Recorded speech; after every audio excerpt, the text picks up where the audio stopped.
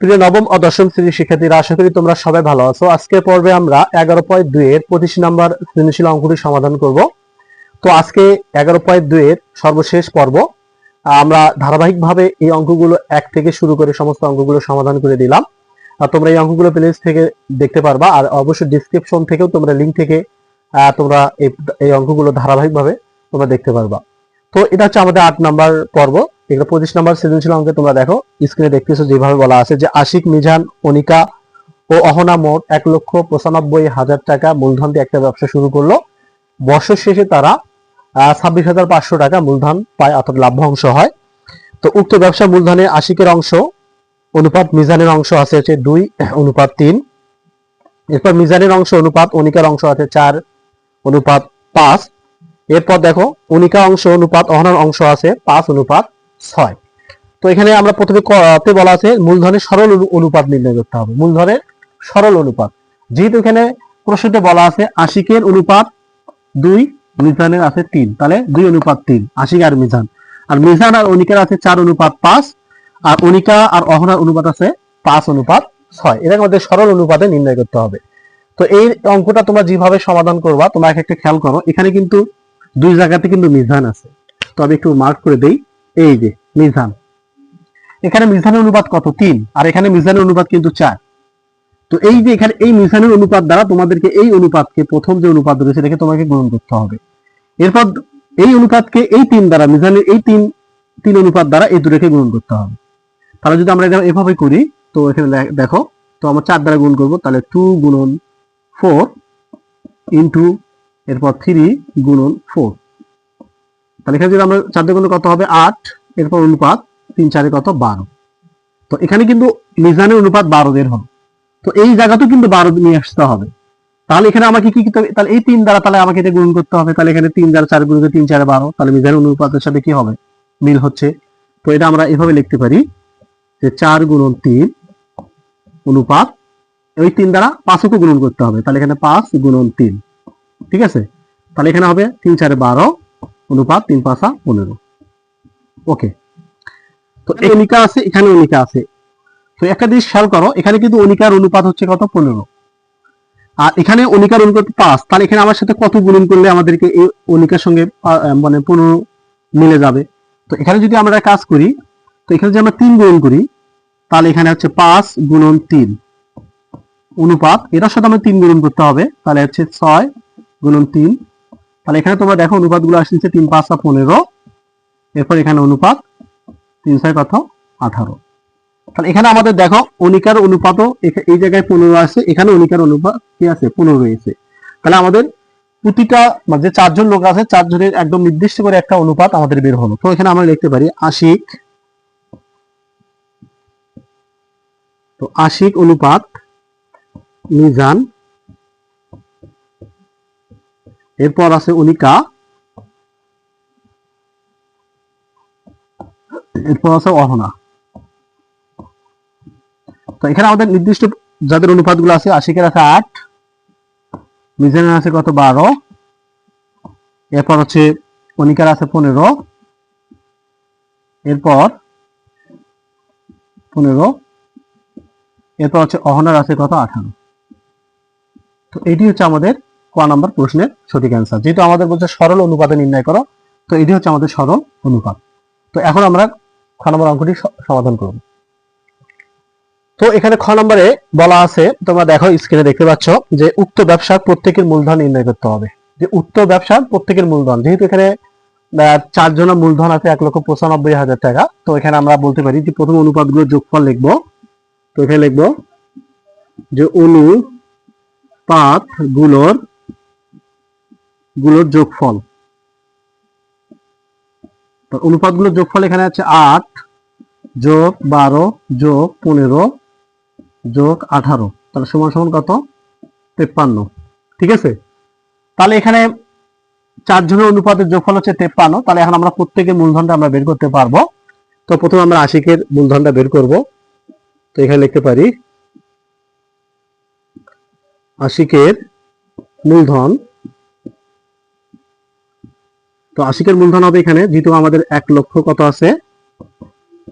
95,000 টাকা। এর পার্সেন্ট বলতে এখানে বোঝা যাচ্ছে 95,000 এর আশিকের যে অনুপাত আছে 8, তো আমরা এখানে 8 উপরে রাখবো। আর মোট যোগফল আছে কত, 53, তো এখানে আমরা 53 রাখবো। তো এই 53 দ্বারা যদি আমরা 1,95,000-কে ভাগ করি তাহলে দশমিক মান চলে আসবে। তো এখানে আমাদের করতে হবে 1,95,000-কে আমরা ভাগ করব 53 দ্বারা। তো একটা আমাদের নির্দিষ্ট একটা মান আসলো, এখানে হচ্ছে 3679.24। এটার সাথে যদি আমরা এখন 8 গুণন করি 433 পয়েন্ট, এখানে হচ্ছে 96 টাকা। ঠিক আছে, তো এরপর আশিকেরটা বের হলো, এরপর আমরা বের করব কার, মিজানের। তো মিজানের মূলধন হচ্ছে এখানে আবার 1,95,000 এর বলতে এখানে গুণন, তাহলে মিজানের অনুপাত আছে কত, এখানে 12 আর ভাগ আমরা লিখতে পারি এখানে 53। তো সেম একইভাবে যদি আমরা আবার একই কাজে করি, তো 1,95,000 এর আমরা ভাগ করব 53 দ্বারা। ঠিক আছে, 44,150.9, তো লিখতে পারি এখানে 44,150.94 টাকা। ঠিক আছে, তো এরপর মিজানে বের হলো, এরপর আমরা বের করব হচ্ছে অনিকার। তাহলে অনিকার কত টাকা হবে, 1,95,000 এর, তাহলে অনিকার আমাদের অনুপাত আছে কত, 15 ভাগ আমরা এখানে আবার 53 লিখব। 55,188.668। ঠিক আছে, ওকে, আমাদের 3,000 টাকা বের হলো মূলধন। এবার শেষ যা আছে অহনা এর মূলধন হবে সেম একই প্রসেসে। অহনার মূল মানে যে আছে অনুপাত আছে 18, তো আমরা 53 দ্বারা ভাগ করে 18 সাথে কি করব, গুণন করব, যেটা হবে ওটাই হবে কি অহনার মূলধন। 66,226, 66,200, তাহলে এখানে হচ্ছে 26.4, এখানে আমরা দিতে পারি 4 টাকা। তো এগুলো হচ্ছে আমাদের প্রশ্নের সঠিক অ্যান্সার। এখানে যেহেতু আমাদের প্রত্যেকের মূলধন বের করতে বলছে, তাই আমরা আশিকের মূলধন বের করলাম 19,433.96। এরপর আছে মিজানের আছে 44,150.94। এরপর অনিকার আছে 55,188.68। অহনার আছে 66,226.14 টাকা। তো এখানে আবার যোগ করলে কিন্তু সেম 1,95,000 টাকায় হবে। তো এখানে মূলধন কিন্তু পরিবর্তন হতে পারে, এখানে যে কোনো মূলধনও থাকতে পারে। ঠিক আছে, তো যেভাবে থাকুক না কেন, এখানে যেহেতু মূলধন 1,95,000 টাকা আছে, ভাগ করলে একটা দশমিক মান চলে আসে, পূর্ণ মান চলে আসে না। তো এরকম অ্যান্সারটা এটা এরকমই হবে। আর যদি এটার মানটা চেঞ্জ হয় তাহলে অবশ্যই অন্যান্য অঙ্কে দেখবা পূর্ণ মানটা চলে আসে না। অনেক সময় দেখে 1,30,000 থাকতে পারে, 1,35,000 থাকতে পারে, তো এটা চেঞ্জ হতে পারে। ঠিক আছে, তো কোনো ঘাবড়াবার কোনো কারণে তোমরা একই প্রসেসে অঙ্কটি সমাধান করবা। তো এখন আমরা গ নম্বর অঙ্কটি সমাধান করব। এখানে গত বলছে তোমরা দেখো যে বছর শেষে লভ্যাংশ 60% উক্ত ব্যবসায় বিনিয়োগ করা হলো, অবশিষ্ট লভ্যাংশ মূলধনের সরল অনুপাতে বিভক্ত হলে অহনা ও আশিকের লভ্যাংশের মধ্যে কে কত টাকা বেশি পাবে সেটা বের করতে হবে। তাহলে এখানে বছর শেষে কত টাকা লাভ হয়, তো আমরা এখানে গ নম্বর লিখবো যে বছর শেষে লাভ হয়। তো এখানে বছর শেষে লাভ হয় এখানে হচ্ছে 26,500 টাকা। ঠিক আছে, তো এটা কিন্তু আমাদের 26,500 টাকা বছর শেষে লাভ হয়। এটাকে আমাকে 60% করতে হবে, কারণ এই 60% আবার কি করা আছে, বছর শেষে লভ্যাংশের 60% উক্ত ব্যবসা আবার বিনিয়োগ করা হলো। এই 60% যদি বিনিয়োগ করলে তাহলে আর কত টাকা অবশিষ্ট থাকবে, এই টাকাটা আশিক আর হচ্ছে অহনার মধ্যে বিতরণ করে দিতে হবে। তো এখন আমরা লিখবো যে 26,500 এর 60% কত। তো এখানে আমরা লিখতে পারি 26,500, 60% বলতে উপরে 60 যাবে, আর নিচে কি আসবে, নিচে আসবে হচ্ছে 100। ঠিক আছে, তো আমরা যদি এই 200 ক্যান্সেল করি, তাহলে দেখে আমাদের কত টাকা আসে সেটা আমাদেরকে এখন বের করতে হবে। তো এখানে আমরা উপরে কি থাকে 60 গুণন, আর এখানে থাকে 265, তাহলে এখানে আসে 15,900, 15,900 টাকা। তো এটা এই 15,900 টাকা তারা কি করতেছে, আবার ব্যবসা বিনিয়োগ করতেছে, তাহলে অবশিষ্ট কত টাকা থাকবে, তো এটা আমাদের বের করতে হবে। অবশিষ্ট থাকে,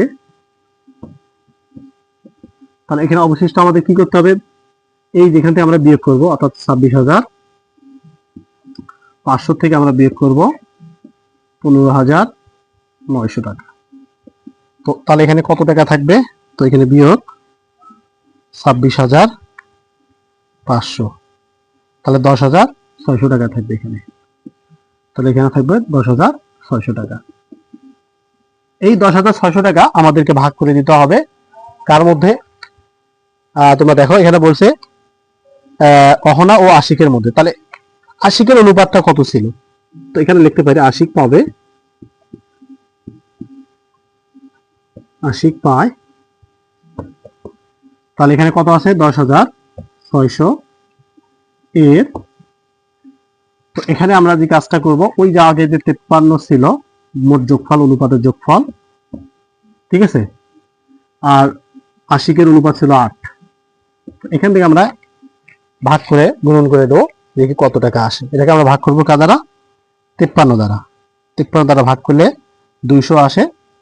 তো 200 সঙ্গে যদি আমরা গুণন করি 8, তাহলে এখানে আসবে হচ্ছে 1600 টাকা। তাহলে 1600 টাকা কি পায়, আশিক পায়। ঠিক আছে, এরপর কার কথা বলছে, আমরা আশিকটা দিয়ে দিলাম। এরপর বলছে অহনা, এখানে অহনা কত পায় সেটা আমাদেরকে এখন বের করতে হবে। তাহলে অহনার অনুপাতটা আমাদের জানা আছে কি, তাহলে অহনা এবার সর্বশেষ অহনা পাবে তাহলে 10,600 এর, অহনার অনুপাত আছে 18, আর আমরা এখানে 53 দ্বারা কি করব, ভাগ করব। তো এই একই করে 53 দ্বারা ভাগ করলে কত আসবে, 200। তাহলে 200 সঙ্গে যদি আমরা এটাকে গুণ করি, তাহলে 18 কোনো কত, 36, শূন্য আমরা দুটো বসে দেবো। ওকে, তাহলে এখানে কে বেশি পায়, অহনা কিন্তু বেশি পায়। তাহলে অহনা কত টাকা বেশি, বোঝা যাচ্ছে এখানে আশিক পায় হচ্ছে 1600, আর অহনা পায় 3600 টাকা। তাহলে বোঝা যাচ্ছে কি আশিকের থেকে অহনা বেশি পায়, তাহলে অহনা বেশি পায়, অহনা বেশি টাকা পায়। ঠিক আছে,